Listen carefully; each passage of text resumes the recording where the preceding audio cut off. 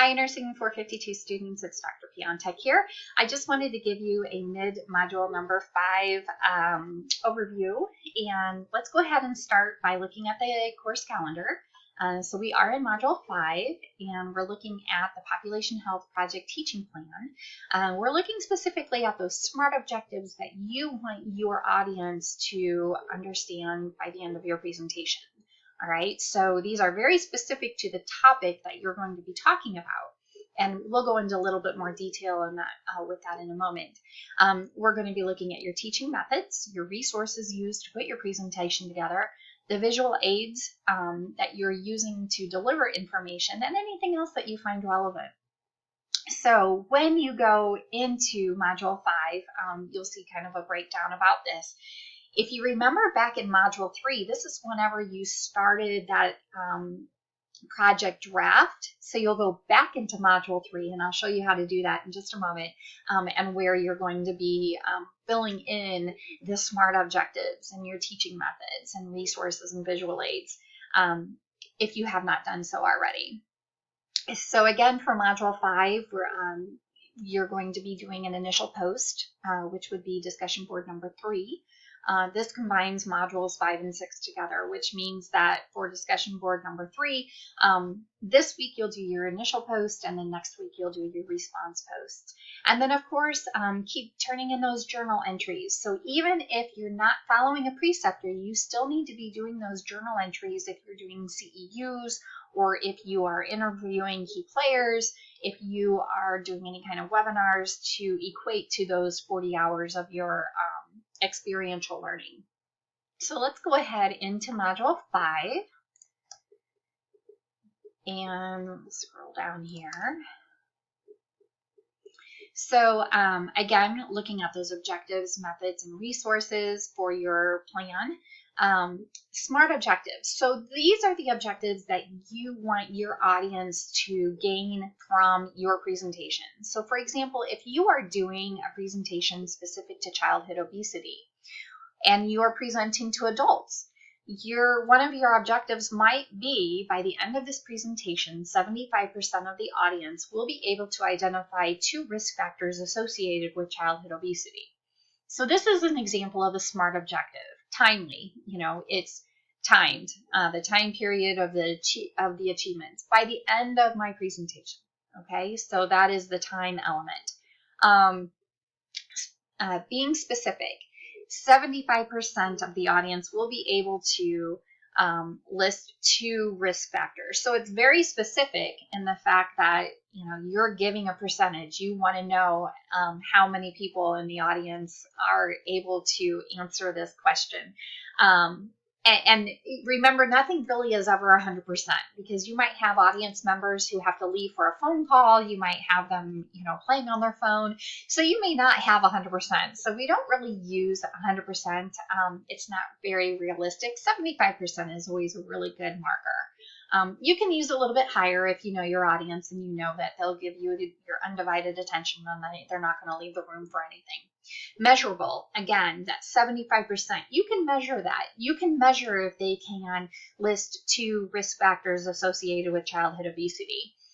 Achievable, again, you're only asking for 2 risk factors. You're not asking them for 10. That might be very difficult for the general population to be able to do following one presentation. And again, realistic. It is realistic in the fact that it goes back to your presentation, and you're not asking the world from your audience. Okay, so just write your objectives based on, number 1, what you are presenting, and number 2, the level of your audience. Okay, now when you go into Module 3, this is where you're going to submit the remaining part of your plan.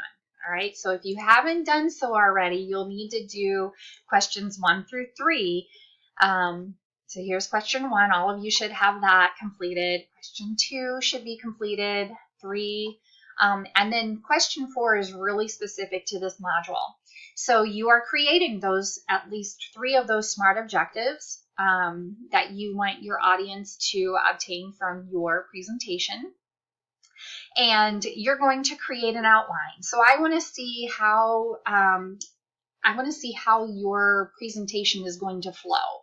And you'll do that by use of an outline. So if you remember back in, when you were in grade school and you were in English class and they had you create an outline before writing a paper, that's similar to what this is. You're creating an outline that really reflects back to the stages of your presentation. And then the resources and visual aids. What resources did you use to compile your presentation? So how are you going to deliver your information? Are you going to use a poster board? Are you going to do a PowerPoint presentation? That sort of thing. So you'll include all of that information here. And then of course your method evaluation. So this method of evaluation really resorts back to those SMART objectives. Now, if you remember back a couple of weeks ago, I said that if you're going to be presenting to children, maybe they don't do so well with a pencil and paper kind of evaluation. So you may want to just poll the audience. You may want to ask them the questions verbally. And remember, they have to go back to your SMART objectives. The evaluation is not how effective was I with this presentation, or do you see using this presentation content in your daily lives? Those aren't the kind of questions that I want to see. The questions that I want to see are specific to those objectives that you have outlined for your presentation. What is it? What is that information that you want your audience to know once they have left your presentation? So again, you'll just answer all of these questions. There's a comment box here. If you want to copy and paste this, put it into a Word document, answer the questions, copy and paste that entire Word document and put it in here, drop it in there, that's completely fine to do. However you see fit on how you can answer those, each one of these bullet points, we're good to go. All right, so that is the Population Health Project draft. And again, if you have not completed that, go ahead and complete that this week. So for some of you, you have already completed your presentation, and the next step is to upload your presentation into Blackboard. So there is a link. There are two of them actually, but the one primarily here is in Module 6. Once you have done your presentation, that video that you've done regarding you giving your presentation needs to be uploaded into YouTube. Okay, so how to do that, I'm going to show you a really simple tutorial that our IT department had put together. So you'll click on McKendree Blackboard, and then you'll scroll all the way down to Blackboard Tips and Tutorials for Students. So you'll click on that, and then you'll scroll all the way down where it says Extra Info, and it says Creating a Video, Uploading to YouTube. All right, so it gives you, IT did a great job with giving you instructions on how to do this. So after you've reviewed this, if you have any questions, don't hesitate to reach out to IT. They will be the ones who will be able to assist you on moving your video from like your iPhone or your video camera up into YouTube. And then once you have your YouTube video finished, YouTube is going to give you a very individualized URL. You're going to copy and paste that URL into the assignment Dropbox into Module 6. Okay, because that's when your presentation is due. All of you should pretty much be finished with your presentations by the end of Module 6. If you need more time and you need to go into Module 7, please reach out to me and let me know. But Module 6 is when the presentation is due. So if I had not seen your presentation face-to-face, you do need to have a video, and it does need to be uploaded to YouTube. And to submit that, it's going to be here under Assignment, Final Project Presentation. When you click on that, you will simply, under the Comments section, you are going to copy and paste the URL, that very specific URL link that YouTube has given you that is specific to your video. And then you will hit Submit. Okay? And then you're pretty much almost done with all of the with the course requirements. There are a few more after that.